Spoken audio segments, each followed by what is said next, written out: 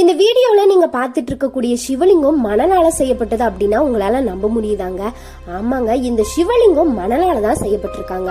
அதாவது அகத்தியர் தான் இந்த லிங்கத்தை பிரதிஷ்டை செய்திருக்காரு. இந்த சிவலிங்கத்திற்கு அபிஷேகம் செய்தாலும் கரைவதே கிடையாது அப்படின்னு சொல்லலாங்க. இங்க இருக்கக்கூடிய மூர்த்திய அகத்தியர் தான் பிரதிஷ்டை செய்திருக்காரு. இந்த லிங்கத்தை அகத்தியர் பிரதிஷ்டை செய்ய போது ஏற்பட்ட கைத்தடமும் இங்கு நம்மளால பார்க்க முடியும். திருமுறை பெயர் சோபுரம் அப்படின்றது சோழபுரம் மருவி சோபுரம் அப்படின்னு இப்ப அழைக்கப்படுறாங்க. திரிபுவன சக்கரவர்த்தியுடைய முதல் மனைவியான தியாகவள்ளி அம்மையார் இங்கு திருப்பணி செய்த காரணத்தால தியாகவள்ளி அப்படின்னு பெயர் பெற்றதாகவும் சொல்றாங்க. இந்த பகுதி ஒரு காலத்துல மணல் மேடா இருந்திருக்கு. இங்க வந்து மதுரை ராமலிங்க சிவயோகி அப்படின்றவரை இந்த மேட்டை கண்டுபிடிச்சு மணல்ல புதைந்திருந்த கோவிலின் விமான கலசம் மட்டும் மேலே தெரிகிற மாதிரி அவர் உடனே அப்போது கடலூரில் இருந்த சேசால நாயுடு, ராமனுஜ நாயுடு, ஆயிரங்காத்த முதலியார், நஞ்சலிங்க செட்டியார் இவங்களை அணுகி செய்தி சொல்லி அவங்களுடைய ஆதரவோடு